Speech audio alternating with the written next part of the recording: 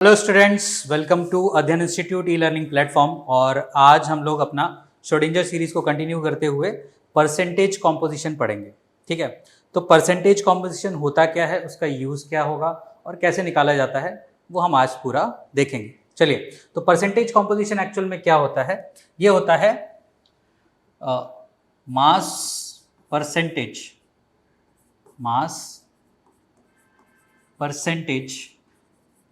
of each element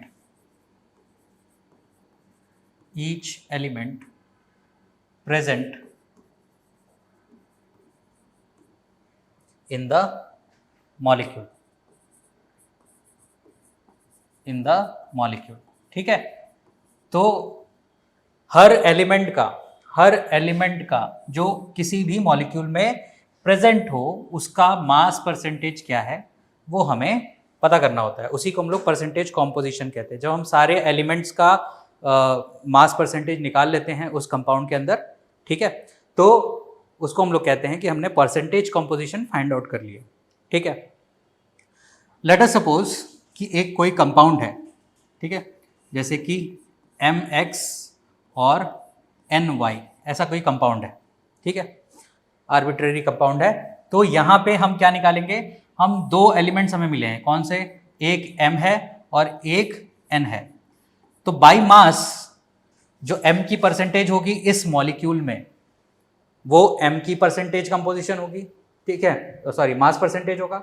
और जो by mass N की जो परसेंट निकलेगी उस मॉलिक्यूल के हिसाब से वो N का मास परसेंटेज होगा, ठीक है। और जब हम दोनों को निकाल लेंगे, इसकी भी परसेंटेज निकालेंगे, ठीक, और इसकी भी परसेंटेज निकालेंगे, और ये जो हमें अचीव होगा डेटा, इसी को हम लोग बोलते हैं mass percentage, sorry percentage composition,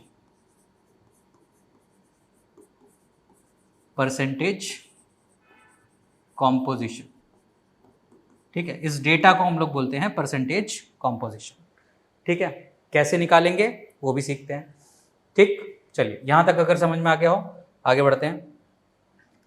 तो हमने कंपाउंड क्या लिया है? MX और NY।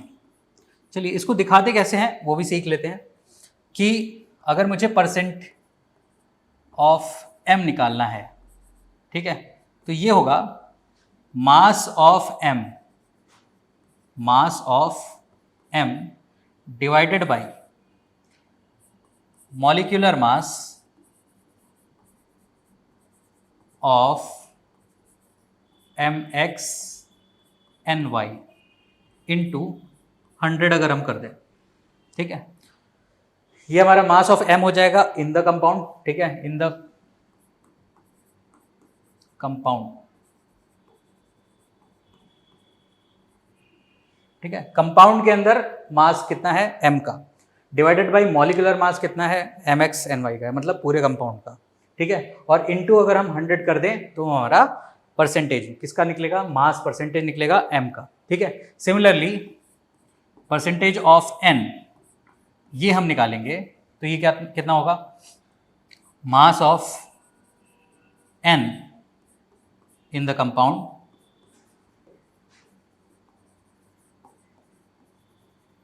Divided by molecular mass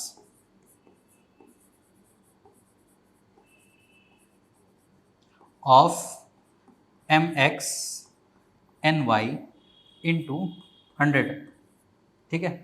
simple सी चीज़ है। हमने क्या कर लिया है? M का परसेंट निकाला, हमने क्या किया? परसेंटेज ऑफ N निकाला, और कैसे निकाला? मास ऑफ M निकालेंगे कंपाउंड में, डिवाइडेड बाय मॉलिक्यूलर मास निकालेंगे और इंटू 100 कर देंगे। सिमिलरली N के लिए हमें मास ऑफ N निकालना होता है, divided by molecular mass of MX NY into 100। चलिए, तो यहाँ पे ये जो दो चीज़ें हैं, ठीक है, देखिए डिनोमिनेटर यहाँ पे कांस्टेंट है ना, डिनोमिनेटर यही रहेगा, ठीक। लेकिन जो चीज़ चेंज हो रही है वो क्या चेंज हो रही है? Mass of M in the compound and mass of N in the compound, ठीक है। तो ये मास निकालेंगे कैसे? ये मास हम निकालेंगे कैसे? ये मास हम निकालेंगे मास ऑफ M ये होगा number of atoms present of m in mxny। ठीक। सिमिलरली मास ऑफ n कैसे निकालेंगे? ये होगा number of atoms present of n in mxny। ठीक। चलिए, तो number of atoms present of m in mxny, और यहाँ पे हमने निकाल लिया number of atoms present in of n in mxny into mass of m into mass of m। Single atom का वेट कितना होगा उससे मल्टीप्लाई कर देंगे। Similarly number of atoms present of n in mxny into mass of n। ठीक है, एक n element का मास कितना होगा उससे मल्टीप्लाई कर देंगे तो हमारा टोटल मास निकल आएगा। तो फिर जब हम इसको निकालेंगे, फिर से निकालेंगे, तो हमारा परसेंटेज ऑफ m कितना आएगा? परसेंटेज ऑफ m ये कितना आएगा? Number of atoms of m into mass of m divided by molecular mass. यहाँ पे आप अगर मोल के हिसाब से करना चाहते हैं तो भी हो सकता है, लेकिन यहाँ पे आप फिर नंबर ऑफ एटम्स की जगह number of moles of atoms निकालना पड़ेगा आपको। ठीक है, नंबर वही होगा, चीज़ वही है। ठीक है, अगर आप ऊपर मोल लेंगे तो यहाँ पे मोलर मास आएगा, चीज़ें डिनोमिनेटर में न्यूमरेटर में सेम इसकी यूनिट की आएंगी तो इसलिए वो कट हो जाएंगी।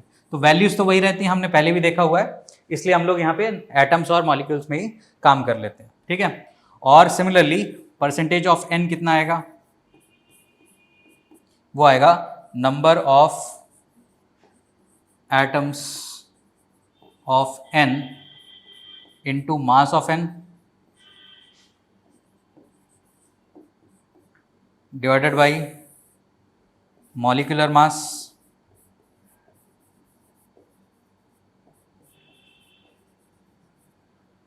Of mxny into 100। ठीक है, तो ये हमारे पास फॉर्मूला निकल के आया। ये अभी भी किसमें है? अलजेब्रिक फॉर्म में नहीं आया है ना। तो अलजेब्रिक फॉर्म में हम इसको कैसे लिखेंगे? तो number of atoms of m, अगर मेरे पास कंपाउंड क्या है? mxny है, mxny है, तो number of atoms of m ये कितना है? x। Number of atoms of n ये कितना है? y है। ठीक है, इसके बाद अगर हमें पता हो तो जो एटॉमिक वेट होता है ना, यहाँ पे हमें क्या निकालना है? Mass of m, mass of n। ठीक है, तो यहाँ पे जो हमें निकालना है तो इसका जो एटॉमिक मास होगा वही इसका मास होगा, एक एलिमेंट का, है ना। तो एटॉमिक मास ऑफ m ये कितना होगा? ये इसके मास नंबर के बराबर होगा। एज्यूम कर लेते हैं वो कितना हो? am है। ठीक है, similarly atomic mass of n ये है an। ठीक है, ये इसका मास नंबर है। तो अब अगर हम फॉर्मूला निकालते हैं परसेंटेज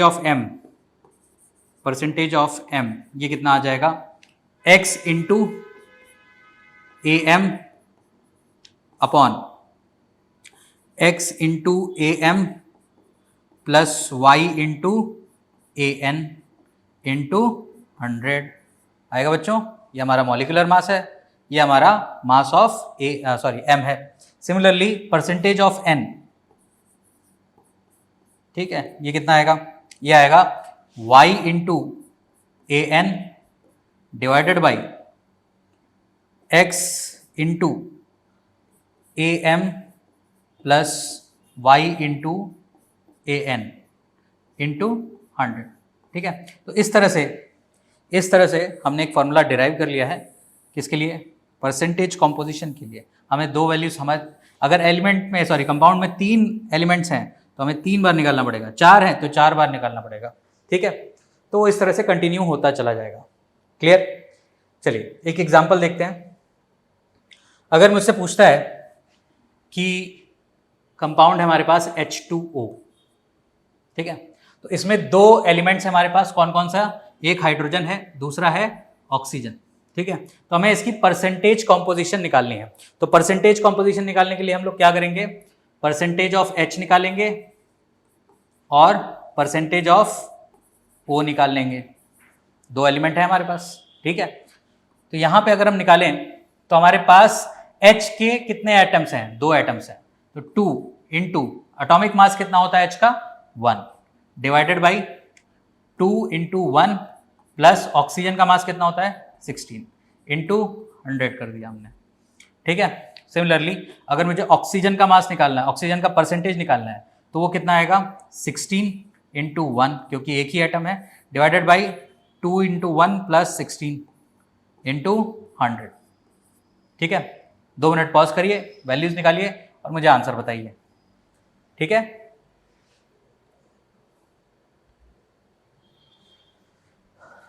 तो अगर आपने वैल्यूज निकाली होंगी तो वो आएंगी 11.11% और 88.89%, ठीक है।